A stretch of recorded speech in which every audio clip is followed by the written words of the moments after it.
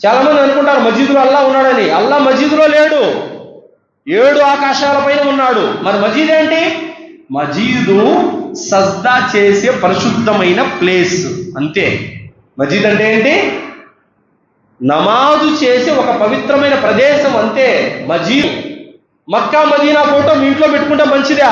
నువ్వు 5 పూట్ల నమాజుకు పోకుండా, మజీద్కి వెళ్ళి నమాజ్ చేయకుండా, నువ్వు ఖురాన్ చదవకుండా, అల్లా మీద నీకు భరోసా లేకుండా మదీనా మక్కా ఫోటో పెద్దది పెట్టుకుంటే బరకత్ వస్తుందా? నువ్వు 100 ఫోటోలు పెట్టుకున్నా ఏమీ లాభం లేదు.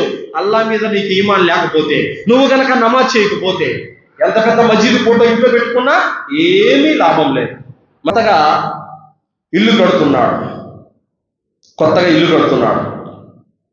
అయితే అతని భార్య 6వ నెల గర్భంతో ఉంది. ఎవరో దౌర్భాగ్యుడు చెప్పాడు, ఏమని? ఇల్లు కట్టేటప్పుడు భార్య గర్భంతో ఉండకూడదు అని చెప్పారు. దాంతో ఆ మూర్ఖుడు ఏం చేశాడు? గర్భం పోవడానికి మాటలు మింగించాడు. గర్భంతో పాటు భార్య కూడా చనిపోయింది. TV9 news కేసారు.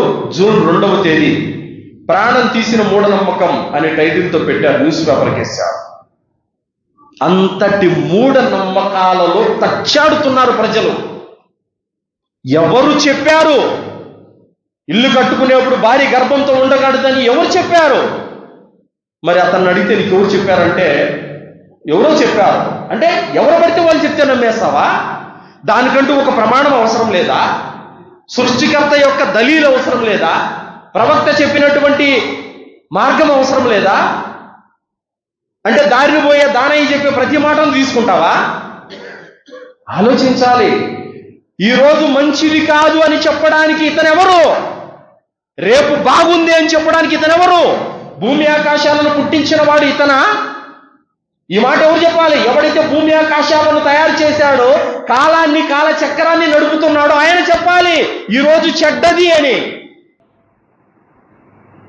సర్వ ప్రశంసలు, సకల పొగడతలు సర్వలోకాలకు సృష్టికర్త, పరమ పవిత్రుడు, పరిశుద్ధుడైనటువంటి అల్లాహ్కు మాత్రమే శోభిస్తాయి. అల్లాహ్, ఆయన తప్ప మరొక ఆరాధ్య దైవం ఎవడు లేడు. సకల చరాచర సృష్టికి మూలాధారం అయిన ఆయన సజీవుడు, నిత్యుడు, అనంతుడు.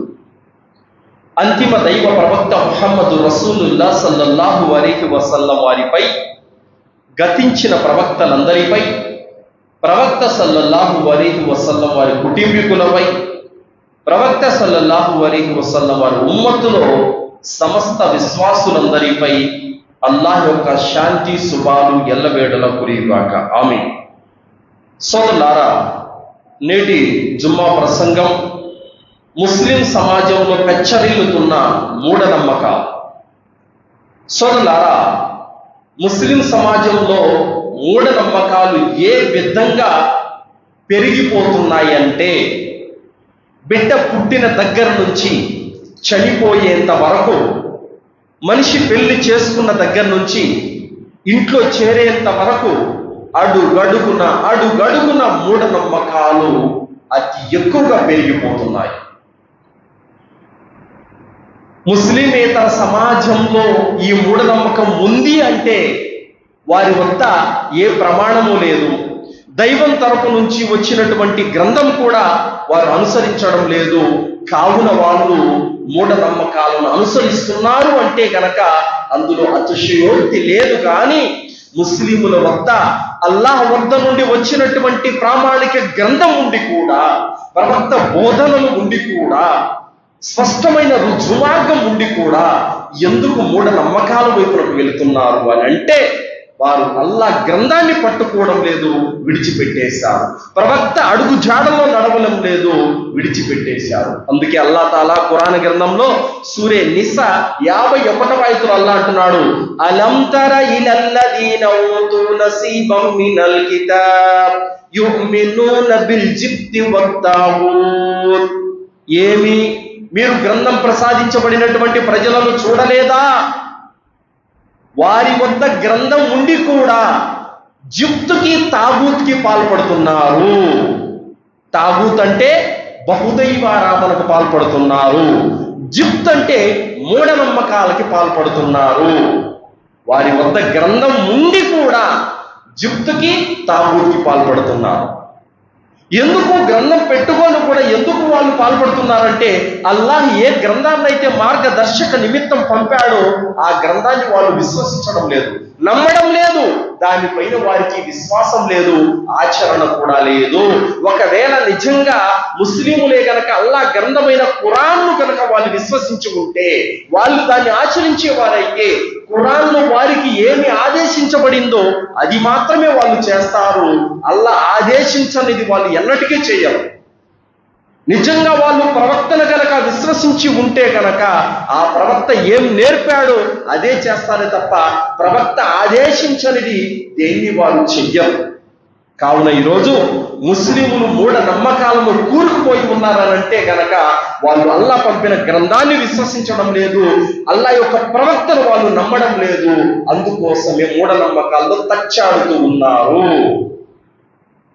అలాగే సోదరులారా, ఇప్పుడు సఫర్ మాసం అనేది నడుస్తూ ఉంది. ఈ సఫర్ మాసంలో ఎన్ని మూఢనమ్మకాలు ఉన్నాయంటే సోదరులారా, చాలా మూఢనమ్మకాలు ఈ సఫర్ మాసంలో ముస్లిములు పాల్పడుతూ ఉంటారు. అదేమిటంటే, ఈ నెలను అపశకునమైనటువంటి నెలగా భావిస్తారు. సఫర్ మాసాన్ని అంటే మొహర్రం తర్వాత వచ్చే సఫర్ మాసాన్ని అపశకునంగా భావిస్తారు. ఈ నెలలో మంచి కార్యాలు చేయకూడదు అని అంటారు. ఈ నెలే కాదు, మొహర్రం నెల, సఫర్ నెల, ఈ రెండు నెలలను దుశ్శకునమైన నెలలుగా భావిస్తారు. మొహర్రం నెలలో కానీ సఫర్ నెలలో కానీ అందుకోసమే పెళ్లిళ్ళు చేసుకోరు, ఆ నెలలో కొత్తగా ఇంట్లో ప్రవేశించరు, ఏ శుభకార్యమైనా సరే ఆ నెలలో వారు చెయ్యరు. ఎందుకు? మొహర్రము దుఃఖ మాసం అని అంటారు. ఆ నెల అంతా కూడా మాతం పాటించే నెల అని అంటారు. సఫర్ నెలను కూడా ఈ నెల దురదృష్టకరమైనటువంటి నెల, ఈ నెలలో మనం ఏ మంచి పని చేయకూడదు అన్నటువంటి మూఢ నమ్మకం అనేది నేడు ముస్లిములలో ఉంది. ఈ యొక్క సఫర్ మాసంలో 80,000 విపత్తులు ఆకాశం నుంచి వచ్చి మన మీద పడతాయి. ఈ నెలలో చాలా జాగ్రత్తగా ఉండాలి అని చెప్పేటువంటి ఒక మూఢనమ్మకం ఉంది. ఈ నెలలో మొదటి 13 రోజులు తేరా తేదీ అని పేర్కొంటూ ఆ రోజు చాలా విపత్తులు ఆకాశం నుండి వస్తాయని భావిస్తారు. ఇంకా కొంతమంది 11 రూపాయల డబ్బులు సదకా చేస్తూ ఉంటారు ఆ రోజున. ఈ విధమైనటువంటి మూఢనమ్మకాలు చాలా ఉన్నాయి సోదరులారా. ఒకవేళ ఎవరికైనా కొత్తగా పెళ్లి ఉంటే ఈ సఫర్ మాసం అంతా భార్యను అమ్మగారింట్లో పెట్టేస్తారు, భర్తను తమ తండ్రి ఇంట్లో ఉంటాడు, ఇరువురు వేరుగా ఉంటారు. ఒకవేళ వాళ్ళు ఇరువురు కలుసుకొని సంసారం చేస్తే పుట్టే బిడ్డలు కూడా అనేక లోపాలతో పుడతారు. ఈ నెలలో కొత్తగా పెళ్ళైన జంట కాపురం చేయకూడదు అన్నటువంటి ఒక దుశ్చేష్ట కూడా, అపనమ్మకం కూడా ముస్లిములలో కొంతమందిలో ఉంది సోదరులారా. మరి అల్లాహ్ సుబ్హానహు వ తఆలా ఏమంటున్నాడు? బుఖారీ 4452వ హదీసు, ప్రవక్త సల్లల్లాహు అలైహి వసల్లం అన్నారు, ఓ మానవులారా, మీ ప్రభు అయిన అల్లాహ్ ఇలా అంటున్నాడు, ఆదం కుమారుడు కాలాన్ని, రోజులను, నెలను, సంవత్సరాన్ని తిడుతున్నాడు. కాలాన్ని తిడితే నన్ను తిట్టినట్టే అని అల్లాహ్ సుబ్హానహు వ తఆలా అంటున్నాడు. ఏ ముస్లిం అయితే మొహర్రం మాసం మంచిది కాదు, ఏ ముస్లిం అయితే సఫర్ మాసం మంచిది కాదు అని అంటాడు, అతను స్వతహాగా అల్లాహ్ని తిట్టినట్టే. ఎందుకంటే అల్లాహ్ సుబ్హానహు వ తఆలా 365 రోజులను, ప్రతి రోజును, ప్రతి వారాన్ని, ప్రతి నెలను, ప్రతి సంవత్సరాన్ని ఒకేలా చేశాడు. అందులో మంచి రోజులు, చెడ్డ రోజులు అంటూ ఏమీ లేవు సోదరులారా. అన్ని రోజులు కూడా సమానమైనటువంటి రోజులే. సహీ ముస్లిం 4165వ హదీసు, ప్రవక్త సల్లల్లాహు అలైహి వసల్లం అన్నారు, మీరు కాలాన్ని తిట్టకండి, కాలమే అల్లాహ్ అయి ఉన్నాడు అని ప్రవక్త సల్లల్లాహు అలైహి వసల్లం వారు చెప్పారు సోదరులారా. కావున ఈ సఫర్ మాసంలో బుధవారం రోజున ప్రత్యేకంగా ఎంచుకొని ఎక్కడైనా బయట ప్రాంతాలకు వెళ్ళిపోయి అక్కడ వంటకాలు చేసుకొని కొత్త దుస్తులు ధరించి అక్కడ లేనిపోని యొక్క ఆడంబరాలుకి పాల్పడుతూ, మూఢ నమ్మకాలకు పాల్పడుతూ వాళ్ళు ముస్లిములు విశ్వాసాన్ని కోల్పోతున్నారు. కావున ప్రవక్త సల్లల్లాహు అలైహి వసల్లం వారు ఇలాంటి మూఢనమ్మకాలను ఖండించారు. తర్వాత అర్రహీకుల్ మక్తుమ్ 813వ పేజీలో ప్రవక్త సల్లల్లాహు అలైహి వసల్లం వారు అస్వస్థకు గురైపోయారు. ఎప్పుడు? మరణ గడియలు దగ్గర. కానీ వీళ్ళేం నమ్ముతారంటే బుధవారం రోజున అల్లాహ్ సుబ్హానహు వ తఆలా చాలా మందికి ఆ రోజున అనేక కష్టాలకు గురి చేస్తాడు అన్నటువంటి నమ్మకము చాలా మందిలో ఉంది. అలాగే సోదరులారా, సఫర్ నెలలో ఎలాంటి దుశ్శకునాలు లేవు అని ప్రవక్త సల్లల్లాహు అలైహి వసల్లం వారు చెప్పారు. ఆనాడు అరబ్ ముష్రికులు కూడా, మక్కా వాసులు కూడా ఈ సఫర్ నెలను దుశ్శకునమైన నెలగా భావించేవాళ్ళు. ఈ నెలలో ఉన్న రోజులని చెడ్డ రోజులని భావించేవాళ్ళు. మరి ప్రవక్త సల్లల్లాహు అలైహి వసల్లం వారు ఏమన్నారు? బుఖారీ 5316వ హదీసు, ముస్లిం 4116వ హదీసు ఏమంటున్నారు? లా అద్వా వలా తియరా, శకునం అన్నది లేదు, అంటు అనేది కూడా లేదు. వలా హమ వలా సఫర, అలాగే సఫర్ మాసంలో ఎలాంటి చెడ్డ రోజులు కూడా లేవు, దుశ్శకునము కూడా లేదు అని చెప్పారు. అంటూ కీడు, శకునము ఇస్లాంలో ఇలాంటి వాటికి తావు లేదు.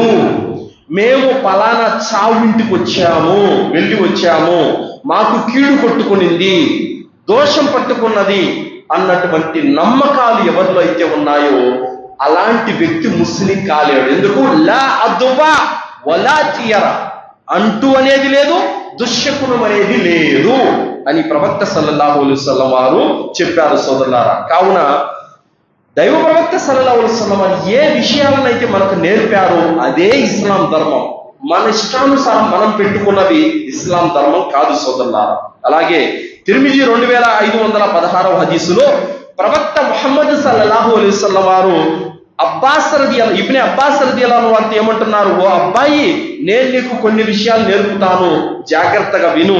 అదేమిటంటే, లోకమంతా ఏకమైనా కూడా నీకు ఎవరు కూడా రవ్వంత నష్టాన్ని కూడా కలుగు చేయలేరు. ఒకవేళ లోకమంతా ఏకమైనా కూడా నీకు రవ్వంత మేలును కూడా చేయలేరు, అల్లాహ్ తలుచుకుంటే తప్ప. నీకు ఏ కష్టం వచ్చినా ఇది అల్లాహ్ తరపు నుండి వస్తుంది, ఏ మేలు జరిగినా ఇది అల్లాహ్ తరపు నుండి జరుగుతుంది. అంతే తప్ప ఈ రోజు మంచి రోజు కాదు, రేపు బాగుంది, అందుకే నేను శుభగడియల్లో ఈ కార్యం మొదలు పెట్టాను, ఈ కారణాల చేత ఒకరికి మంచి జరగడము చెడు జరగడం అనేది లేదు. మనిషి ఊరకే వృత్తిగా నమ్ముతున్నాడే తప్ప వాటిల్లో ఎలాంటి వాస్తవము లేదు సోదరులారా. కావున అల్లాహ్ సుబ్హానహు వ తఆలా ఖురాన్ గ్రంథంలో చాలా విషయాలు మనకు తౌహీద్ నేర్పుతున్నాడు. కావున ఎవరిలోనైతే తౌహీద్ లేదో అలాంటి వాడు పిల్లికి భయపడతాడు, బల్లికి భయపడతాడు, శకునానికి భయపడతాడు, ముహూర్తానికి భయపడతాడు, వాస్తుకు భయపడతాడు, నలుగురు చెప్పే ప్రతి విషయానికి భయపడతాడు. కావున తౌహీద్ జ్ఞానం ఉన్నవాడు ఏం జరిగినా భయపడడు. తౌహీదు ఉన్నవాడికి తౌహీదు లోనోడికి తేడా ఏంటో తెలుసా? తౌహీదు ఉన్నవాడు ఇంట్లో నుంచి ప్రయాణం మొదలు పెట్టాడంటే ఎవరు తుమ్మినా, ఎవరు ఎదురొచ్చినా, తాళాల కింద పడిపోయినా, చేతిగుడ్డ కింద పడిపోయినా, ఏ శకునం వచ్చినా పట్టించుకోడు, బిస్మిల్లా అని చెప్పి అల్లాహ్ పేరుతో బయలుదేరిపోతాడు. తౌహీదు లేనివాడు తాళాల కింద పడిపోయినా భయపడతాడు, ఎవరైనా తుమ్మినా భయపడతాడు, ఎవడన్నా ఎదురొచ్చినా భయపడతాడు, ప్రతిదానికి భయపడతాడు, ప్రయాణాలు మానుకుంటాడు. సోదరులారా, వఖలక కుల్ల షయ్యిన్ ఫఖద్దరహు తక్దీరా, అల్లాహ్ సుబ్హానహు వ తఆలా ప్రతి ప్రాణిని పుట్టించాడు, దాని విధిరాతను కూడా రాసేశాడు. ఆయన రాసిన విధిరాత ఎవరో తుమ్మినందుకు, ఎవరో దగ్గినందుకు, ఏదో కుక్క ఎదురొచ్చినందుకు, పిల్లి ఎదురొచ్చినందుకు ఆయన రాసిన విధిరాత మారిపోతే ఆయన ఎందుకు ఉండేది? అంటే ఆయన చేతిలో ఏమీ లేదు. వీళ్ళ తుమ్ముల్లో, వీళ్ళ దగ్గుల్లో, కుక్కల్లో, పిల్లుల్లో ఉందా? ఇలాంటి విశ్వాసాలు నమ్మేవాడు ముస్లిం కాలేడు. ఏం జరిగినా ఇది అల్లాహ్ తరపు నుండే జరుగుతుందన్న దృఢమైన విశ్వాసం, నమ్మకం అనేది ఎవరిలోనైతే ఉంటుందో అలాంటి వాడే ముస్లిం అవుతాడు. వతవక్కల్ అలల్లాహి వకఫా బిల్లాహి వకీలా, నమ్ముకునే విశ్వాసులు కేవలం అల్లాహ్ మీద మాత్రమే భరోసా పెట్టాలి. కావున ఇలాంటి మూఢనమ్మకాలకు ఇస్లాంలో తావు లేదు సోదరులారా. అల్లాహ్ సుబ్హానహు వ తఆలా సూరా జుమర్ 38వ ఆయతలో అల్లాహ్ తాలా ఏమంటున్నాడంటే, సోదరులారా, అల్లా నాకేదన్నా కీడు చేయదలిస్తే దాన్ని ఎవడు తప్పించలేడు. అల్లా నన్ను కరుణించదలిస్తే ఆయన కృపను అడ్డుకునేవాడు కూడా ఎవడు లేడు. కావున కుల్ హస్బి అల్లాహు అలైహి యతవక్కలుల్ ముతవక్కిలూన్, నాకు అల్లా చాలు, నమ్ముకునేవారు విశ్వాసులు అల్లాను మాత్రమే నమ్ముకుంటారు, మూఢనమ్మకాలను నమ్మరు. కావున చాలా మంది కొత్తగా ఇల్లు కట్టుకుంటారు. ఇంట్లో చేరేటప్పుడు ఏ రోజు మంచిదో, ఎప్పుడు చేరాలో, ఏ టైంలో చేరాలో, ఏ గడియల్లో చేరాలో అయ్యవార్ల దగ్గరికి వెళ్ళి అడుగుతారు.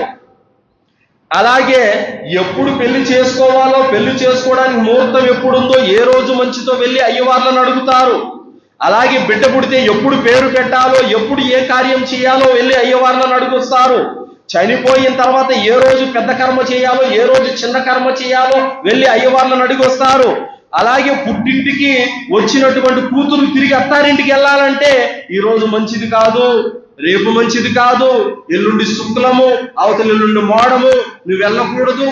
ఇలాంటి అపనమ్మకాలు 1, 2 కాదు, వేల కొలిది ప్రజల్లో ఈ రోజు ఉన్నాయి సోదరులారా. వాస్తవానికి అల్లాహ్ సృష్టికర్త అయినటువంటి దైవం పంపినటువంటి దైవ గ్రంథాలలో ఈ వాస్తుల గురించి, ఈ ముహూర్తాల గురించి ఏ గ్రంథంలోనూ మీకు కనపడదు సోదరులారా. మనుషులు తమ పొట్టకూటి కోసం రాసుకున్న పుస్తకాలలోనే మీకు కనబడుతుంది. దైవం అవతరింపజేసిన ఏ గ్రంథంలో వీటి గురించి కనపడదు. కేవలం మనుషులు స్వార్థం కోసం, ఉపాధి కోసం రాసుకున్న కొన్ని పుస్తకాలలోనే ఇవి కనబడతాయి. కావున చెబుతున్న మాట ఏమిటంటే, ఒకవేళ వాస్తులు, శకునాలు, ముహూర్తాలు, రాహుకాలం, యమగండం ఇలాంటివి కనుక ఉంటే సృష్టికర్త ఆయన గ్రంథంలో ఎప్పుడో చెప్పి ఉండేవాడు. ఆయన ఎక్కడ ఏ మత గ్రంథాల్లో కూడా చెప్పలేదు. కొన్ని పుస్తకాలు అయ్యవార్లు రాసుకున్నారు. ఎందుకు? ఆ అయ్యవార్లు కూడా రాసుకున్నవి ఇండియాలోనే ఉంటాయి. 196 దేశాల్లో ఏ దేశంలో మీకు కనపడదు, కేవలం ఒక ఇండియాలోనే కనపడదు. ఇదేంటి అంటే, బుద్ధి ఉన్నవారు ఆలోచించాలి. నిజంగా ప్రపంచంలో ఇన్ని 100 కోట్ల మంది ప్రజలు ఉన్నారు కదా, ఎవరు పాటించని వాస్తులు, ఎవరు పాటించని ముహూర్తాలు ఇండియాలోనే ఎందుకు పాటిస్తున్నారు? మిగతా ప్రపంచ దేశాలు ఎందుకు లేవు? ఆలోచించాలి. అప్పుడు సత్యం అర్థమవుతుంది. ఎందుకంటే ఆటి పేరుతో ప్రజలను భయపెట్టి బతుక్కునే వాళ్ళు ఇక్కడే ఉన్నారు. నిజంగా వాస్తుల ముహూర్తాలు ఉంటే ప్రపంచంలో ప్రతి దేశం మనిషికి వర్తిస్తాయి కదా, మనిషి అనేవాడికి ప్రతి ఒక్కరికి వర్తిస్తాయి. అదేంటి, ఇన్ని 100 దేశాల్లో ఒక ఇండియాలో ఉన్న వాళ్ళకి వర్తిస్తాయా, మిగతా వాళ్ళకి వర్తించవా? మరి ఎవరు ఇంట్లో చేరేటప్పుడు ఎవరు ముహూర్తం చూడరు, పెళ్లి చేసుకున్నప్పుడు ఎవరు ముహూర్తం చూడరు, బిడ్డ పుట్టినప్పుడు పేరు పెట్టేప్పుడు ఎవరు ముహూర్తం చూడరు? మరి ఇక్కడే ఎందుకు? ఇది ఆలోచించాలి. ఇది ఆలోచిస్తే సత్యం ఇట్టే మన మెదడుకు ఎక్కుతుంది. అలాగే సోదరులారా, ఒకతను వచ్చాడు. ఏమంటున్నాడంటే, గురువు గారు, నా భార్య కడుపుతో ఉంది, మా బంధువుల్లో ఒకరు చనిపోయారు, ఇప్పుడు ఆ చావుకి నేను వెళితే కీడు కొట్టుకుంటుంది అంటున్నారు. నా భార్య కడుపుతో ఉంది, నేను ఆ చావుకి వెళ్ళొచ్చా వెళ్ళకూడదా? సర్వసాధారణంగా ఈ మాట మీరు ప్రతి మతంలో ఉన్న అయ్యవార్లను అడిగారనుకోండి, అమ్మో వెళ్ళదు, కీడు కొట్టుకుంటుంది, నీ భార్య గర్భానికి ప్రమాదం అంటారు. కానీ అల్లాహ్ ఏమంటున్నాడు, ప్రవక్త ఏం చెబుతున్నారు? ఆ చావుకు మీరు వెళ్ళాలి. వెళితే మీకు 70,000 మంది దైవదూతలు మీ కొరకు దువా చేస్తారు. ఎవరని? రోగిని పరామర్శిస్తే. అలాగే వెళ్ళి అంత్యక్రియల్లో పాల్గొంటే మీకు 2 ఖిరాతుల పుణ్యం, అంటే 2 పర్వతాలంతటి పుణ్యం మీకు లభిస్తుందన్నమాట. అల్హమ్దులిల్లా. అల్లాహ్ ప్రవక్త ఏమంటున్నారు? చావుకు మీరు వెళ్ళాలి, జనాజాలో మీరు పాల్గొనాలి, మీకు 2 పర్వతాలంత పుణ్యం ఉంది అని చెప్పారు. అయ్యవాళ్ళు ఏం చెప్తున్నారు? మీరు వెళ్ళకూడదు, మీకు కీడు కొట్టుకుంటుంది అన్నారు. మరి గ్రంథ జ్ఞానం కలిగిన ఒక ముస్లిము ఎవరి మాట తీసుకోవాలి? అల్లా మాట, ప్రవక్త మాట తీసుకోవాలా, అయ్యవార్లు చెప్పే మాట తీసుకోవాలా? అల్లా మాట, ప్రవక్త మాట తీసుకోవాలి. వమా ఆతాకుముర్ రసూలు ఫఖుదు. అల్లా యొక్క ప్రవక్త మీకు దేన్నైతే ఇస్తాడో దాన్ని మీరు తీసుకోండి. వమా నహాకుమ్ అన్హు ఫంతహు, ప్రవక్త మిమ్మల్ని దేని నుంచి అయితే ఆపుతాడో దానికి మీరు దూరంగా ఉండండి. ఇది అల్లా చెప్పిన మాట. కాబట్టి అయ్యవాళ్ళు చెప్పిన మాట కాదు మీరు తీసుకోవాల్సింది. అల్లా యొక్క ప్రవక్త దేన్నైతే మీకు చూయించాడో దాన్ని మీరు పట్టుకోవాలి. దేన్నైతే హరాం అన్నాడో దానికి మీరు దూరంగా ఉండాలి. అది అల్లాహకు ఆయన ప్రవక్తకు మీరు చూపేటటువంటి విధేయత. కావున సోదరులారా, జనాజాకు వెళ్ళాలి. వెళితే అతనికి పుణ్యం లభిస్తుంది, అల్హమ్దులిల్లా. అలాగే జనాజాకు వెళ్ళడం వల్ల, చావింటికి వెళ్ళడం వల్ల ఎలాంటి కీడు కొట్టుకోవడము, ఎలాంటి నష్టం జరగటము అనేది ఉండదు. ఇదంతా ప్రజల్లో కొందరు కల్పించినటువంటి కట్టు కథ. సరే, చావింటికి వెళితే కీడు కొట్టుకుంటుందని దేవుడు అవతరింపజేసిన ఏ గ్రంథంలో ఉందో చూపెట్టండి. మీరు రాసుకున్న పుస్తకాల్లో కాదు, దేవుడు అవతరింపజేసిన గ్రంథాల్లో ఏ గ్రంథంలో ఉందో, ఏ అధ్యాయంలో ఉందో, ఏ వాక్యంలో ఉందో చూపండి. లేదు. కావున దేవుడు అవతరింపజేసిన గ్రంథాలను నమ్మాలే కానీ మనుషులు తమ పొట్టకూటి కోసం రాసుకున్న వాటిని కాదు మనం నమ్మాల్సింది. అలాగే సోదరులారా, జూన్ 2వ తేదీ 2025 ఆదిలాబాద్ జిల్లాలో బంగారుగూడ అన్నటువంటి ఒక ప్రాంతంలో జరిగినటువంటి ఒక సంఘటన ఏమిటంటే, ఒక అతను కొత్తగా ఇల్లు కడుతున్నాడు. అయితే అతని భార్య 6వ నెల గర్భంతో ఉంది. ఎవరో దౌర్భాగ్యుడు చెప్పాడు, ఏమని, ఇల్లు కట్టేటప్పుడు భార్య గర్భంతో ఉండకూడదు అని చెప్పారు. దాంతో ఆ మూర్ఖుడు ఏం చేశాడు, గర్భం పోవడానికి మాత్రలు మింగించాడు. గర్భంతో పాటు భార్య కూడా చనిపోయింది. TV9 news కేశారు. జూన్ 2వ తేదీ ప్రాణం తీసిన మూఢనమ్మకం అనే టైటిల్తో పెట్టారు, న్యూస్ పేపర్ కేశారు. అంతటి మూఢనమ్మకాలలో తచ్చాడుతున్నారు ప్రజలు. ఎవరు చెప్పారు ఇల్లు కట్టుకునేప్పుడు భార్య గర్భంతో ఉండకూడదని? ఎవరు చెప్పారు? మరి అతన్ని అడిగితే నీకు ఎవరు చెప్పారంటే, ఎవరో చెప్పారు అంటే ఎవరు పడితే వాళ్ళు చెప్తే నమ్మేస్తావా? దానికంటూ ఒక ప్రమాణం అవసరం లేదా? సృష్టికర్త యొక్క దలీలు అవసరం లేదా? ప్రవక్త చెప్పినటువంటి మార్గం అవసరం లేదా? అంటే దారిని పోయే దానయ్య చెప్పే ప్రతి మాటను తీసుకుంటావా? ఆలోచించాలి. ఈరోజు మంచిది కాదు అని చెప్పడానికి ఇతనెవరు? రేపు బాగుంది అని చెప్పడానికి ఇతనెవరు? భూమి ఆకాశాలను పుట్టించిన వాడు ఇతనా? ఈ మాట ఎవరు చెప్పాలి? ఎవడైతే భూమి ఆకాశాలను తయారు చేశాడో, కాలాన్ని, కాల చక్రాన్ని నడుపుతున్నాడో ఆయన చెప్పాలి ఈరోజు చెడ్డది అని. ఆయన చెప్పట్లేదు. వీళ్ళకి ఏమాత్రం సంబంధం లేదు, వీళ్ళు చెప్తున్నారు. నిజంగా వీళ్ళ దగ్గర అంత జ్ఞానమే గనక ఉంటే, వీళ్ళ దగ్గర అంత జ్ఞానం ఉంటే కనుక, అంత వివేకం ఉంటే, ఈ భూమండలంలో ఎన్నో చోట్ల గుప్త నిధులు ఉన్నాయి. అవి ఎక్కడున్నాయో బాగా కనుక్కొని తీసుకెళ్ళిపోయి కోటీశ్వరులు అవ్వచ్చు. మరి ఈ జాతకాలు చెప్పేవాళ్ళు, ఈ ముహూర్తాలు పెట్టేవాళ్ళు, ఈ వాస్తులు చెప్పేవాళ్ళు 10 పరకకు మన దగ్గర అడుక్కుంటూ ఉంటారు. వాళ్ళ దగ్గర అంత పవర్ ఉంటే 10కి 20కి మన దగ్గర ఎందుకు అడుక్కుంటారు? ఈ మాత్రం మనం ఆలోచించాలి కదా. ఎన్ని మూఢనమ్మకాలంటే సోదరులారా, సూర్యగ్రహణం, చంద్రగ్రహణం రోజున ఆడబిడ్డల్ని బలిచ్చే వాళ్ళు ఎంతమంది, కడుపుతో ఉన్న భార్యలను బలిచ్చే వాళ్ళు ఎంతమంది, ముసలమ్మలను బలిచ్చే వాళ్ళు ఎంతమంది. సూర్యగ్రహణం, చంద్రగ్రహణం రోజున పొద్దున్నే తెల్లవారితే పేపర్ తిరిగేయండి, ఎన్ని దారుణాలు చూడాల్సి వస్తుందో. అంతటి మూఢనమ్మకాలు మన దేశంలో తచ్చాడుతున్నాయి సోదరులారా.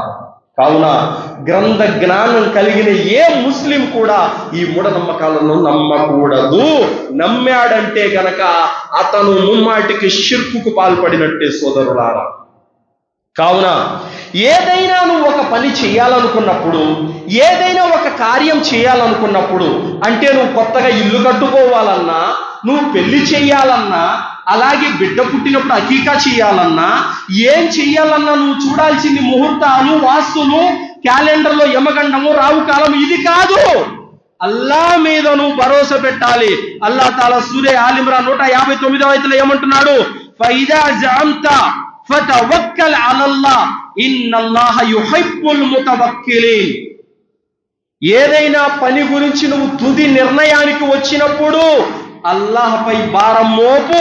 నిశ్చయంగా అల్లాహ్ తనను నమ్ముకున్న వారిని ప్రేమిస్తాడు. ఏం చేయాలి?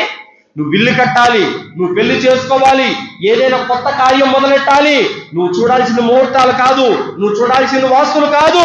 బిస్మిల్లా అని అల్లా పేరుతో స్టార్ట్ చేసి అల్లా మీద భారం వేయాలి. ఇలాంటి విశ్వాసులు అంటే అల్లాకి ఇష్టం.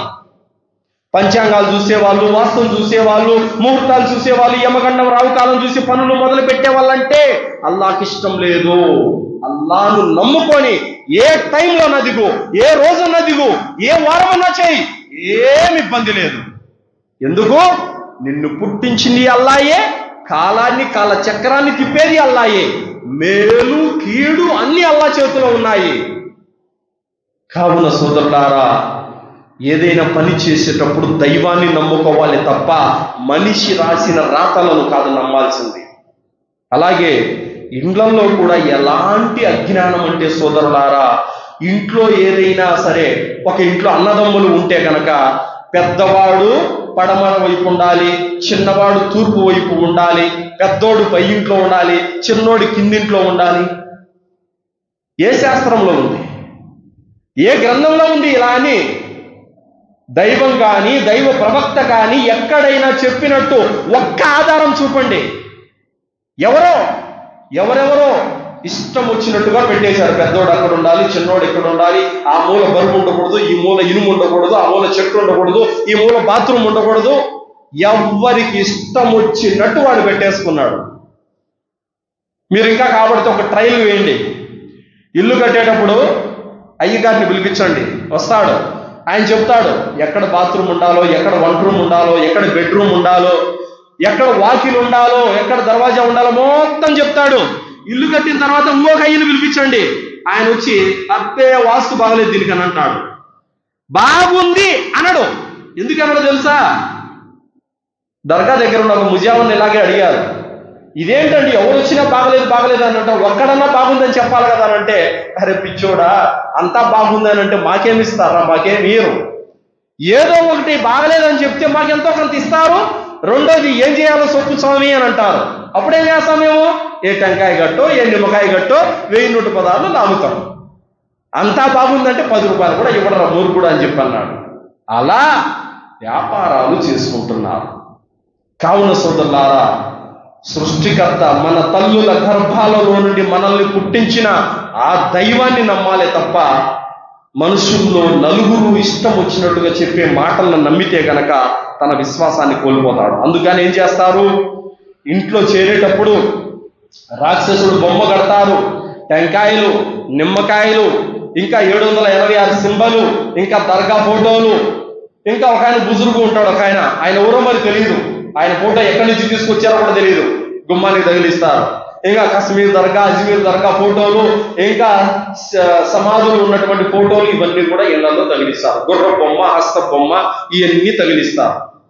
దైవ ప్రవక్త ముహమ్మద్ రసూలుల్లాహ్ సల్లల్లాహు అలైహి వసల్లం వారు చెప్పారు, ఏ ఇంట్లో అయితే గవ్వలు వేలాడదీస్తారో, ఏ ఇంట్లో అయితే చిత్రపటాలు ఉంటాయో, ఏ ఇంట్లో అయితే ప్రాణుల యొక్క బొమ్మలు ఉంటాయో, కుక్కలు ఉంటాయో, అలాంటి ఇంట్లోకి దైవదూతలు ప్రవేశించరు. అలాంటి ఇంట్లో శైతాను ఉంటాడు అని చెప్పారు. కావున ఇల్లు కట్టుకున్నా నువ్వు ఏం చేసినా కూడా అల్లా మీద నమ్మకం పెట్టాలి తప్ప ఇలాంటి టెంకాయలు, నిమ్మకాయలు కట్టినంత మాత్రాన నీకు ఒరిగేది ఏమీ లేదు. పైగా అది పాపపు పని. ఈ యంత్రాలు మంత్రాలకు చింతకాయలు రాలవు. కావున మనం ఇల్లు కట్టుకున్నాక మరి కొత్తగా ఇంట్లో చేరేటప్పుడు ఏం చేయాలి? దైవ ప్రవక్త ముహమ్మద్ సల్లల్లాహు అలైహి వసల్లం కాలంలో ఒక సహబీ వచ్చారు. అల్లా యొక్క ప్రవక్త, నేను ఇల్లు కట్టుకున్నాను, మీరు రండి అని ఆహ్వానించారు. ప్రవక్త సల్లల్లాహు అలైహి వసల్లం వారు వెళ్ళి నమాజ్ చేసుకునే గది ఏదని అడిగారు. ఒక గది చూపెట్టారు. ఆ గదిలో ప్రవక్త సల్లల్లాహు అలైహి వసల్లం 2 రకాతులు నమాజ్ చదివారు. ఖతం, అంతే, ఇంకేం చేయలేదు. మీరు ఇంట్లో చేరినప్పుడు బిస్మిల్లా అని అల్లా పేరుతో చేరిపోండి. ఆ ఇంట్లో నమాజులు చదువుతూ ఉండండి, ఖురాన్ పారాయణం చేయండి. ప్రవక్త సల్లల్లాహు అలైహి వసల్లం వారు అన్నారు, ఏ ఇంట్లో అయితే సూర్య బకరా పారాయణం జరుగుతుందో 3 రోజుల వరకు శైతాన్ ఆ ఇంటి దరిదాపులకు కూడా రాలేడు అని అన్నారు. కావున మనం ఏం చేయాలి? ఇంట్లో చేరిన తర్వాత ఖురాన్ పారాయణం చేయాలి, నమాజులు చదువుతూ ఉండాలి. ఇంకా ప్రవక్త సల్లల్లాహు అలైహి వసల్లం ఏమన్నారు? మీ ఇండ్లను శ్మశాన వాటికలుగా చెయ్యకండి అన్నారు. అదేంటి? ఇంటిని శ్మశానంగా ఎవరైనా చేస్తారా అంటే, ఏ ఇంట్లో అయితే నమాజ్ జరగదో, ఏ ఇంట్లో అయితే ఖురాన్ పారాయణం జరగదో ఆ ఇల్లు శ్మశానంతో సమానమే అని చెప్పాను. కావున కొత్తగా ఇల్లు కట్టుకుంటే రాక్షసుడు బొమ్మ, నిమ్మకాయలు, టెంకాయలు, వేర్లు, వెంట్రుకల దారాలు, అంతరాలు, తంత్రాలు, దర్గాల ఫోటోలు కాదు తగిలించాల్సిందే. ఆ ఇంట్లో నమాజు జరగాలి, ఆ ఇంట్లో అల్లా గ్రంథమైన ఖురాన్ పారాయణం జరగాలి, ప్రవక్త యొక్క ప్రవచనాలు పారాయణం జరగాలి. అప్పుడు ఆ ఇంట్లో బర్కత్ వస్తుంది. టెంకాయలు, నిమ్మకాయలు కడితే దైవదూతలు నీ ఇంటి గుమ్మం కూడా తొక్కరు. శైతాను నీ నట్టింట్లో తాండవం వాడుతూ ఉంటాడు. శైతాను ఉంటే ఇంట్లో కష్టాలే కష్టాలు, బాధలు, రోగాలు, జబ్బులు, సమస్యలు, ఇబ్బందులు అన్నీ ఉంటాయి. కావున అల్లా రహ్మత్ కోరుకోండి, అల్లా యొక్క బర్కత్ కోరుకోండి, అంతేగాని శైతాను ఉండాలని కోరుకోకండి. అలాగే సోదరులారా, చాలామంది నమాజ్ చేయరు, ఖురాన్ కూడా చదవరు. ఆయతుల్ కుర్సీ ఫోటో పెద్దది పెట్టుంటారు, కుల్ సూరాట ఫోటోలన్నీ పెట్టుంటారు, లేదా మాషాల్లా లా హౌల వలా కువత ఇల్లా బిల్లా ఫోటో పెద్దది పెట్టుంటారు. నువ్వు నమాజ్ చదవకుండా, నువ్వు ఖురాన్ చదవకుండా ఖురాన్ వాక్యాలు తీసుకెళ్లి ఫ్రేములు తగిలిస్తే ఏమైనా లాభం ఉందా? ఖురాన్ వచ్చింది ఫ్రేములు కట్టి గోడలకు తగిలించుకోవడానికి కాదు వచ్చింది, నువ్వు చదవడానికి వచ్చింది. వలకద్ యస్సర్నల్ ఖురాన లిద్దిక్రి ఫహల్ మిన్ ముద్దకిర్. ఈ ఖురాన్ మేము అవతరింప చేశాము, దీన్ని మీరు అర్థం చేసుకోవడానికి సులభతరం చేశాము, మీరు దీన్ని పారాయణం చెయ్యండి అని అల్లాహ్ తాలా చెప్పాడు. ఖురాన్ వచ్చింది చదవటానికే కానీ గోడల మీద వేలాడదీయడానికి కాదు. ఖురాన్ వచ్చింది నువ్వు ఆచరించడానికే కానీ దాన్ని కట్ చేసి తాయితంలో చుట్టుకొని వేసుకోవడానికి కాదు. ఖురాన్ యొక్క రాకను అర్థం చేసుకోవాలి సోదరులా. అలాగే ఇంట్లో చేరటం అనేది ప్రవక్త జీవితంలో ఉంది, సహాబీల జీవితాల్లో ఉన్నాయి. ప్రవక్త ముహమ్మద్ సల్లల్లాహు అలైహి వసల్లం వారు మక్కా వదిలిపెట్టి మదీనా వచ్చిన తర్వాత ప్రతి ఒక్క భార్యకు ఒక్కొక్క ఇల్లు కట్టించారు. ఏ ఇంట్లో చేరేటప్పుడు యాటను జిబా చేయలేదు, పాలు గుంగించలేదు, ముహూర్తాలు చూడలేదు, వాస్తులు చూడలేదు, ఇండ్లకు టెంకాయ కట్టలేదు, నిమ్మకాయ కట్టలేదు, బిస్మిల్లా అని అల్లాహ్ పేరుతో చేరిపోయారు. మక్కా వదిలిపెట్టి మదీనాకు కొన్ని వేల మంది సహాబీలు వచ్చారు. ఏ సహాబీ కూడా ఇంట్లో చేరేటప్పుడు జంతు బలి ఇవ్వలేదు, పాలు పొంగించలేదు, ఏ టెంకాయలు ఏ నిమ్మకాయలు కూడా కట్టలేదు. ఖురాన్ హదీసుల్లో ఇంట్లో చేరేటప్పుడు ఈ జంతు బలి ఇచ్చినట్టు, పాలు పొంగించినట్టు, రాక్షసుడు బొమ్మ కట్టినట్టు, ఈ నిమ్మకాయలు టెంకాయలు కట్టినట్టు ఎక్కడ ఒక్క హదీసు కూడా మీకు కనపడదు. కావున ఆ ప్రవక్త ఎలా ఇంట్లో చేరాడో మనము కూడా అలాగే ఇంట్లో చేరాలి. ఆ ప్రవక్త సల్లల్లాహు అలైహి వసల్లం వారి ఇంట్లో చేరేటప్పుడు ఏమన్నా కార్యాలు ఉంటే మనకు ఖచ్చితంగా నేర్పేవాడు, మనకు ఖచ్చితంగా ఆదేశించి ఉండేవాడు. కావున సోదరులారా, ప్రవక్త సల్లల్లాహు అలైహి వసల్లం వారు ఎన్నో యుద్ధాలు చేశారు, ఎన్నో పెళ్లిళ్ళు చేశారు, ఎన్నో అకీకాలు చేశారు. ఏ రోజు ముహూర్తాలు చూడలేదు. ఈరోజు మేము యుద్ధం చేస్తున్నాం, క్యాలెండర్ చూసి ఈరోజు బాగుందా లేదా, యమగండమా రావు కాలమా, ఇప్పుడు యుద్ధానికి వెళ్ళొచ్చా వెళ్ళకూడదా, చేయలేదు ప్రవక్త గారు. అల్లాహ్ పేరుతో అది రెయ్యి కానీ అది పగలు కానీ దిగారు. అల్హమ్దులిల్లా. ఎన్నో పెళ్లిళ్ళు ప్రవక్త గారు తన చేతులు గుండా చేశారు, ఎందరో నికాలు చేశారు. ఏ నికాకు ముహూర్తం చూడలేదు ప్రవక్త గారు. దేవనకొండ అని ఒక గ్రామానికి వెళ్ళాం, కర్నూలు జిల్లా. ఒక అబ్బాయి పెళ్లి పెత్తనానికి వెళ్తే అంతా ముస్లింలే, కూర్చున్నాం మాట్లాడదామని. క్యాలెండర్ తెమ్మని చెప్పారు. క్యాలెండర్తో మనకు పని ఏంటండి? అయ్యో ఏమి ముహూర్తం చూడాల్సిన అవసరం లేదా? ఎవరిదది? నీ ధర్మానిదా? నీ మతానికి సంబంధించింది కాదది, నీ ధర్మానికి సంబంధించింది కాదది, ముస్లిమేతరుల యొక్క మత పద్ధతి అది. దాన్ని నేనెందుకు వేసుకుంటున్నావు? నువ్వెందుకు ఆచరిస్తున్నావు? నీ ధర్మ శాస్త్రం ఒకటి ఉంది, దాన్ని నువ్వు ఫాలో అవ్వాలి. దాన్ని వదిలిపెట్టి ఇతర మతాల సాంప్రదాయాలను ఆచరిస్తున్నావంటే నువ్వు ముస్లిం కాలేదు. ముస్లిం అంటే అల్లాహ్ మాట, ప్రవక్త మాట, ఈ రెండే. దర్గాల దగ్గర ఉండే అయ్యవార్లు చెప్పే మాట కాదు ఇస్లాం అంటే. దర్గాల దగ్గర ఉండే ముజావులు చెప్పే మాట కాదు ఇస్లాం అంటే. ఇది మనం అర్థం చేసుకోవాలి. కావున నమాజ్ చేయకుండా, ఖురాన్ చదవకుండా ఏమి చేసినా లాభము లేదు. అలాగే సోదరులారా, బర్కత్ అనేది ఎందులో ఉంది? బర్కత్ ఎందులో ఉంది? ఈరోజు ముస్లిములలో చాలామంది ఎలా ఉన్నారంటే, మా ఊర్లో ఒక వీధిలో ఒక దర్గా దగ్గర చాలామంది జనాలు పోగూడారు. ఎందుకు ఇంతమంది ఇక్కడ ఉన్నారు? ఏమైందనంటే, కశ్మూర్ నుండి చాదర్ వచ్చిందంట. పాత చాదర్ తీసేసి కొత్త చాదర్ వేస్తారు కదా, పాత చాదర్ వచ్చిందంట. ఆ చాదర్ని వీళ్ళు ఏం చేస్తున్నారు? ముక్కలు కట్ చేసి తలారం తీస్తున్నారు. ఎందుకంట ఆ సమాధి ఉన్న చాదరు ముక్క వీళ్ళ ఇంట్లో ఉంటే కనుక బర్కత్ వస్తుందంట. ఇంతకు మించిన దరిద్రం ఏమైనా ఉందా? బర్కత్ అనేది, శుభం అనేది అల్లా చేతిలో ఉంది. ఖురాన్ సూరా నిసా 79వ ఆయతలో అల్లాహ్ తాలా ఏమంటున్నాడు? మా అసాబక మిన్ హసనతిన్ ఫమనిల్లా. శుభం అనేది అల్లా చేతిలో ఉంది. దర్గా మీద కప్పబడిన చాదర్లో కాదు శుభం ఉండేది. అది షిర్క్. అది దర్గా మీద ఉన్న చాదర్ నా ఇంట్లో ఉంటే, నా వ్యాపారంలో, నా షాపులో ఉంటే నాకు బర్కత్ అని నమ్మడము షిర్కు. అల్లా చేతిలో ఉంది బర్కత్ అని నమ్మడము తౌహీద్. అల్లాహ్ దగ్గర నుంచి వస్తుంది బర్కత్ అనేది. అలాగే సోదరులారా, ఈ ఆయత ప్రకారం ప్రతి మంచి, ప్రతి మేలు, ప్రతి శుభం అల్లాహ్ నుండే రావాలి. ఈ దర్గాలలో నుండి, చాదర్లలో నుండి, నెమలికల్లో నుండి, పొగలో నుండి కాదు రావాల్సింది. అలాగే సోదరులారా, దైవ ప్రవక్త ముహమ్మద్ సల్లల్లాహు అలైహి వసల్లం వారు దువా చేసేవారు. అల్లాహుమ్మ లా యఅతి బిల్ హసనాతి ఇల్లా అంత. అల్లాహ్, శుభకార్యాలు అనేవి నీవే తెస్తావు, శుభం అనేది నీ చేతిలోనే ఉంది అని దువా చేసేవారు. ఇది ప్రవక్త నేర్పిన దువా.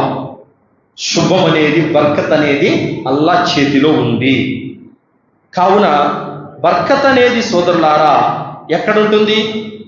పీఠాధిపతుల ఫోటోలు తమ షాపుల్లో, హాస్పిటళ్లలో పెట్టుకొని ఉన్నారు. ముఖ్యంగా కడప, నెల్లూరు జిల్లాలు కనుక మీరు చూసినట్లయితే పెద్ద దర్గాలు ఉన్నాయి అక్కడ. ఆ దర్గా యొక్క పీఠాధిపతుల ఫోటోలు హాస్పిటళ్లలో, హోటళ్లలో, ఆఫీసులలో, తమ ఇళ్లలో పెట్టుకొని ఉన్నారు.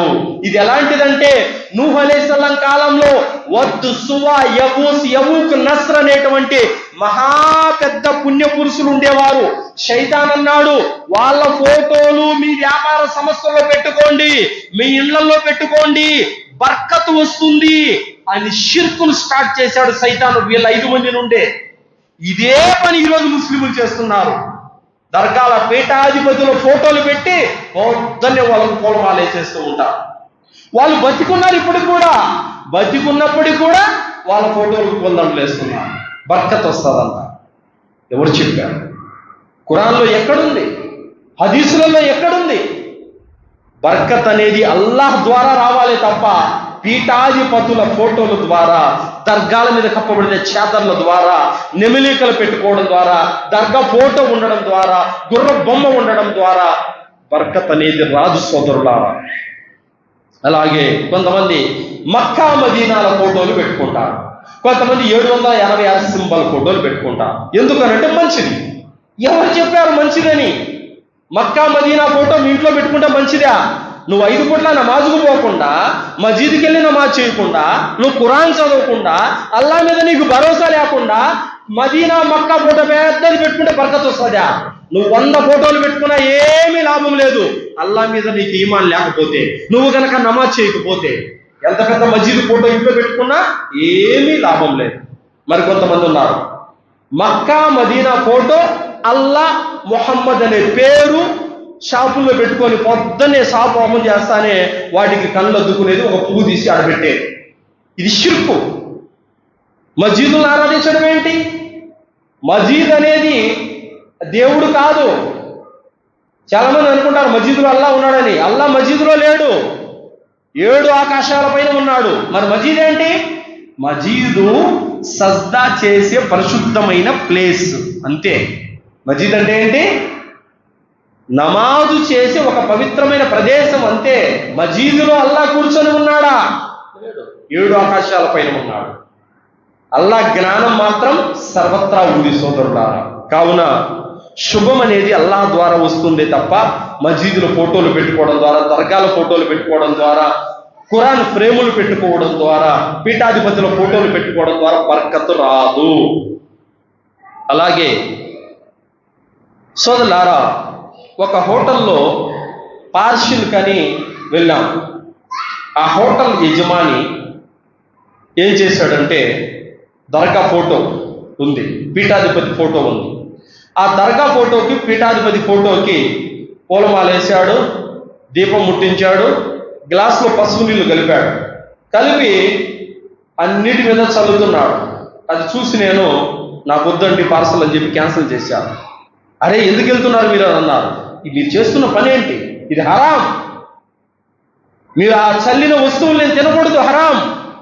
మరి ఇక్కడున్న సైబులంతా తింటారే, తింటున్నారు. వాళ్ళ గ్రంథ జ్ఞానం ఉంటే కదా, ఏది హలాలో ఏది హరామో తెలిస్తే కదా. కావున ఒక ముస్లిం తినే దాంట్లో హలాలా హరామని ఆలోచించాలి. అలాంటి జ్ఞానం కూడా నేడు ముస్లిములకు లేదు సోదరులారా. అలాగే దైవ ప్రవక్త ముహమ్మదు సల్లల్లాహు అలైహి వసల్లం వారు వచ్చిందే ఇలాంటి మూఢనమ్మకాలను తొక్కి పెట్టడానికే ఆయన వచ్చింది అల్లా దగ్గర నుంచి. ఏ మూఢనమ్మకాలనైతే ప్రవక్త గారు రూపుమాపారో, ఏ షిర్కు కార్యాలనైతే ప్రవక్త గారు పారదోలారో, ఆ షిర్కు కార్యాల్లోనే నేడు ముస్లింలు తచ్చాడుతూ ఉన్నారు. అల్లాహ్ సుబ్హానహు వ తఆలా సూరా ఇబ్రాహీం 1వ ఆయతలో అల్లాహ్ ఏమంటున్నాడు? అలిఫ్ లామ్ రా కితాబున్ అన్జల్నాహు ఇలైక లితుఖ్రిజన్ నాస మినద్ దులుమాతి ఇలన్ నూర్ బిఇذن రబ్బిహిమ్ ఇలా సిరాతిల్ అజీజిల్ హమీద్. అల్లాహ్ తాలా ఏమంటున్నాడు? అలిఫ్ లామ్ రా, ఓ ముహమ్మద్ సల్లల్లాహు అలైహి వసల్లం, నువ్వు ఈ ప్రజలను అంధకారాల నుంచి వెలికి తీసి కాంతి వైపునకు తీసుకురావటానికి మహోన్నతమైనటువంటి గ్రంథాన్ని నీ మీద అవతరింపజేశాము అని అల్లాహ్ అన్నాడు. అల్లాహ్ ఎందుకు ఖురాన్ గ్రంథాన్ని ముహమ్మద్ సల్లల్లాహు అలైహి వసల్లం మీద అవతరింపజేశాడో తెలుసా?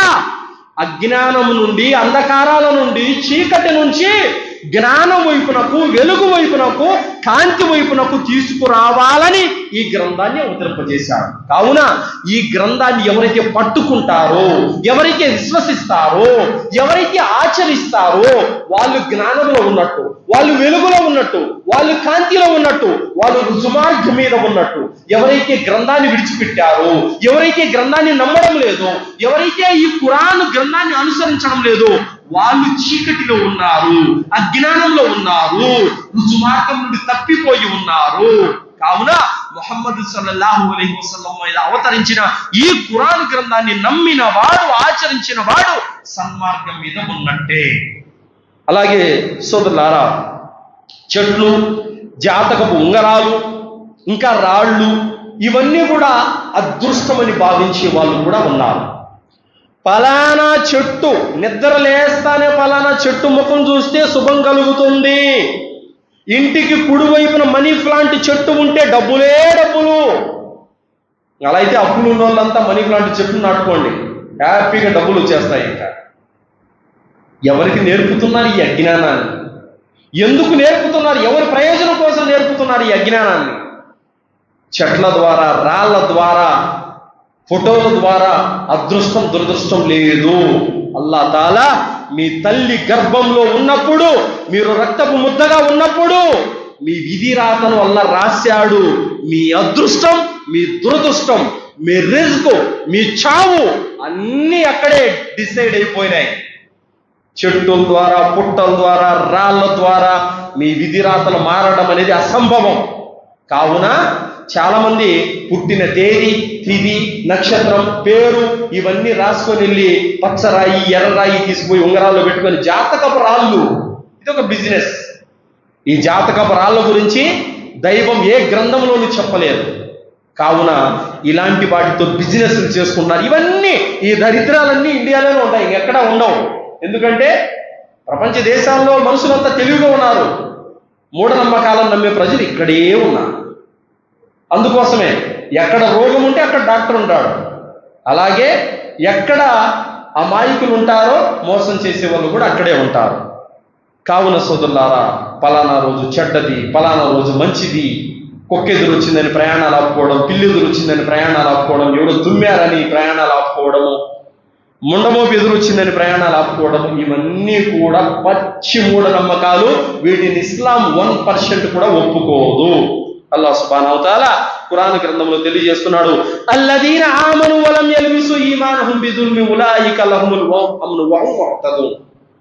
ఎవరైతే విశ్వసించిన తర్వాత తమ విశ్వాసాన్ని షిర్క్ అనే దుర్మార్గంతో కలవకుండా జాగ్రత్త పడతారో అలాంటి వారికి అమన్, శాంతి ఉంది, వారే నిజమైన విశ్వాసులని అల్లాహ్ సుబ్హానహు వ తఆలా తెలియజేశాడు. కావున సోదరులారా, తాయెత్తులు, దారాలు, నిమ్మకాయలు, టెంకాయలు, వాస్తులు, జాతకాలు, ముహూర్తాలు, రావుకాలం, యమగండం, ఇవన్నీ ఒక ముస్లిం నమ్మకూడదు. ప్రవక్త ముహమ్మద్ సల్లల్లాహు అలైహి వసల్లం వారు అన్నారు, యద్ఖులుల్ జన్నత మిన్ ఉమ్మతి 70,000 బిగైరి హిసాబ్.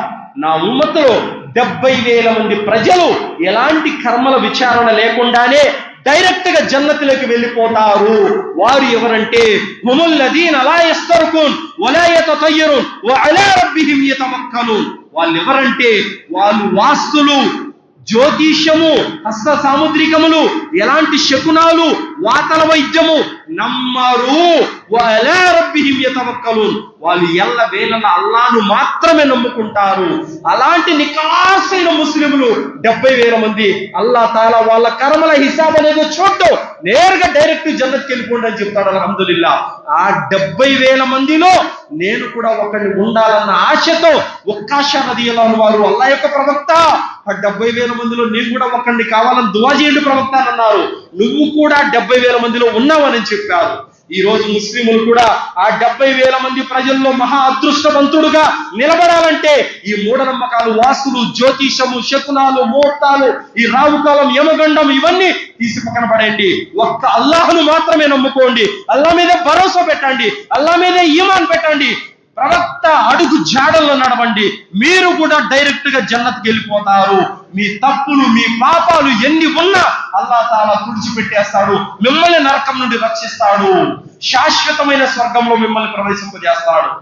ఆ అదృష్టవంతుల్లో మీరు ఉండాలంటే ఈ మూఢనమ్మకాలను విడిచిపెట్టండి.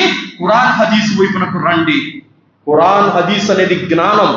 ఖురాన్ హదీస్ అనేది రుజుమార్గం. మూఢనమ్మకాలు అనేవి శైతాను మార్గం. కాబట్టి శైతాను మార్గం వైపునకు వెళ్ళకండి సోదరులారా. ఎవరైతే ఇదిగో దారం కట్టుకోండి అల్లాహ్ మీకు బాగు చేస్తాడు, తాయెత్తు కట్టుకోండి అల్లాహ్ మీకు బాగు చేస్తాడు, ఆయతుల్ కుర్సీ యొక్క పేపర్ మీకు తాయెత్తులు పెట్టిస్తున్నాను, దీన్ని మీరు కట్టుకోండి మీకు రోగం బాగైపోతుంది, ఇదిగో మీ ఇంట్లో ఖురాన్ చదువుతున్నాను, ఇంకా నేను అవి కడుతున్నాను, ఇవి కడుతున్నాను, టెంకాయలు కడుతున్నాను, దర్గా ఫోటో పెడుతున్నాను, మీకంతా బాగైపోద్ది అని చెప్పి 5,000, 10,000 డబ్బులు తీసుకొని ఇస్లాం ధర్మాన్ని వ్యాపారంగా ఎవరైతే చేసుకున్నారో వాళ్ళ గురించి అల్లాహ్ తాలా ఖురాన్ గ్రంథంలో సూర బకరా 174వ ఆయతలో ఏమంటున్నాడు? ఉలాయిక మా యఅకులూన ఫీ బుతూనిహిం ఇల్లన్నార్. ఎవరైతే అల్లాహ్ ధర్మాన్ని, అల్లాహ్ ఆయుతులను అల్ప ధరలకు అమ్ముకుంటున్నారో అలాంటి వారు తమ పొట్టలను అగ్నితో నింపుకుంటున్నారని అల్లాహ్ సుబ్హానహు వ తఆలా అంటున్నాడు. తర్వాత వలా యుకల్లిముహుముల్లాహ్ యౌమల్ ఖియామా. అల్లాహ్ అలాంటి వారితో తీర్పు దినం రోజున మాట్లాడాడు. వలా యుజక్కీహిం వలహుమ్ అజాబున్ అలీం. అలాంటి వారిని అల్లాహ్ పరిశుద్ధపరచడు. పైగా తీర్పు దినం రోజున అత్యంత కఠినంగా అల్లాహ్ తాలా వాళ్ళని శిక్షిస్తాడు. ఎందుకు? అల్లాహ్ ధర్మాన్ని అర్థం చేసుకోమని పంపితే, విశ్వసించమని పంపితే ఖురాన్ ఆయుతులతో వ్యాపారం చేసుకుంటున్నారు ఈ దర్గాల దగ్గర ఉన్న వాళ్ళు. సూర్య ఫాతిహా, సూర్య ఆయతుల్ కుర్సీ, కులౌజు బిరబిల్ ఫలక్, బిరబిన్నాస్, ఈ సూరాలు పేపర్లన్నీ కట్ చేసేది, తాయెత్తుల్లో మడిచి పెట్టేది, 100కు 150కి అమ్ముకునేది. ఇది వీళ్ళ వ్యాపారం. అలాంటి వారు తమ పొట్టలను అగ్నితో నింపుకుంటున్నారు. అలాంటి దౌర్భాగ్యులు రేపు తీర్పు దినం రోజున అల్లాహ్ తాలా వాళ్ళని బగబగమంటే నరకంలో పడేస్తాడు. సోదరులారా, ప్రవక్త సల్లల్లాహు అలైహి వసల్లం వారు అన్నారు, మన్ అల్లక తమీమతన్ ఫఖద్ అష్రక్. ఎవరైతే తాయెత్తు ధరిస్తారో వారు షిర్కుకు పాల్పడినట్టే అని చెప్పారు. కావున సోదరులారా, ఈ తాయెత్తుల మీద, దారాల మీద, టెంకాయల మీద, నిమ్మకాయల మీద నమ్మకం పెట్టేవాడు ముష్రిక్ అయితాడు, ముస్లిం కాలేడు. ముస్లిం ఎల్లవేళలా అల్లాహ్ మీద నమ్మకం పెట్టుకోవాలి. కావున నేడు పేపర్ తిరగేస్తే ఎక్కడ చూసినా మూఢనమ్మకాలతో భార్య చనిపోయిందని, మూఢనమ్మకాలతో కూతురు చంపాడని, మూఢనమ్మకాలతో తల్లిని చంపాడని ఏదో ఒక న్యూస్ చూస్తూనే ఉన్నాం సోదరులారా. అంత భయంకరంగా ఈ మూఢనమ్మకాలు అనేవి తయారయ్యాయి సోదరులారా. కావున ఇంకా విచిత్రమైనటువంటి విషయాలు విన్నాం మనం. ఒక ఆయన అంట ఉమ్రాకి వెళ్ళొచ్చాడు.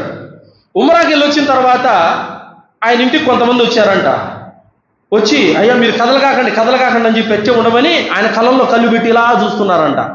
అదేంటంటే నా కళ్ళలో కళ్ళు పెట్టి చూస్తున్నానంటే, నీ కళ్ళు కాబాను చూసి వచ్చాయి కదా, మేము నీ కళ్ళు చూస్తే మాకు పుణ్యం అని అన్నారంట. అస్తాగ్ఫిరుల్లా, ఎక్కడుంది, ఎవరు చెప్పారు? ఇంతటి మూఢనమ్మకాలు అనేవి ఉన్నాయి. ఇంకా హజ్జుకి వెళ్ళేటప్పుడు, ఉమ్రాకి వెళ్ళేటప్పుడు ఏడుస్తారంట. దేనికనంటే ఆ తెల్ల బట్టలు ఏవైతే ఉన్నాయో కఫన్ అంట. కఫన్ అంటే ఆ తెల్ల గుడ్డలు దేనికి ధరిస్తారు? చనిపోతే కఫన్గా కప్పడానికంట. మక్కాకు హజ్జుకి వెళ్ళిన వాడు తిరిగి వస్తాడో రాడో నమ్మకం లేదంట. ఎన్ని మూఢనమ్మకాలు ఇండియాలో ఉన్నాయి ముస్లిములలో. తెల్ల దుస్తులు, ఇహ్రాం దుస్తులు, అది ప్రవక్త విధానం, కఫన్ కాదు. ఎన్ని మూఢనమ్మకాలు సోదరులారా, చెప్పుకుంటూ పోతే రోజుల కొద్ది టైం అయిపోతుంది తప్ప మూఢనమ్మకాల లిస్ట్ అయిపోదు. అన్ని మూఢనమ్మకాలు నేడు ముస్లిం సమాజంలో ఉన్నాయి. కావున సోదరులారా, మూఢనమ్మకాలను నమ్మటం అనేది, వాటిని ఆచరించటం అనేది, వాటిని పాటించడం అనేది షిర్కు, బహుదైవారాధన. ఇన్నల్లాహ లా యగ్ఫిరు అష్యుర్క బిహి, షిర్కు చేసిన వాడిని అల్లాహ్ సుతరాము క్షమించాడు. కావున అల్లాహ్ మీద నమ్మకం పెట్టుకోవాలి, ఖురాన్ గ్రంథాన్ని చదవాలి, ప్రవక్తను అనుసరించాలి, సహాబాల అడుగుజాడల్లో నడవాలి. ఇదే ఇస్లాం సోదరులారా. అల్లాహ్తో దువా చేస్తూ ముగిస్తున్నాను. విన్నటువంటి విషయాలపైన సదాచరణ చేసే సద్బుద్ధిని అల్లాహ్ మనందరికీ ప్రసాదించుగాక. అల్లాహ్ మనకు బ్రతికినన్నాళ్ళు స్వచ్ఛమైన తౌహీదుపై జీవితం గడిపే భాగ్యాన్ని ప్రసాదించుగాక. అల్లాహ్ తాలా మనల్ని షిర్కు నుండి, కుఫర్ నుండి, బిదాత్ నుండి, శైతాన్ యొక్క కీడుల నుండి అల్లాహ్ రక్షించుగాక. అల్లాహ్ తాలా మనల్ని మహమ్మారి యొక్క రోగాల నుండి, అప్పుల నుండి రక్షించుగాక. అల్లాహ్ మనకి కబర్ శిక్ష నుండి, జహన్నం నుండి కాపాడుగాక. అల్లాహ్ మనందరికీ జన్నతులో ఉన్నతమైన దర్జాలను ప్రసాదించుగాక. భార్య పిల్లలతో శాశ్వత నిలమైన స్వర్గంలో జీవించే భాగ్యాన్ని అల్లాహ్ మనందరికీ ప్రసాదించుగాక. ఆమీన్. వాఖిరు దావానా అల్హమ్దులిల్లాహి రబ్బిల్ ఆలమీన్. బారకల్లాహు లనా వలకుం ఫిల్ ఖురానిల్ అజీమ్ వస్తగ్ఫిరుల్లాహి వలిసాయిరిల్ ముస్లిమీన్ ఇన్నహు తఆలా జవాదుల్ కరీం.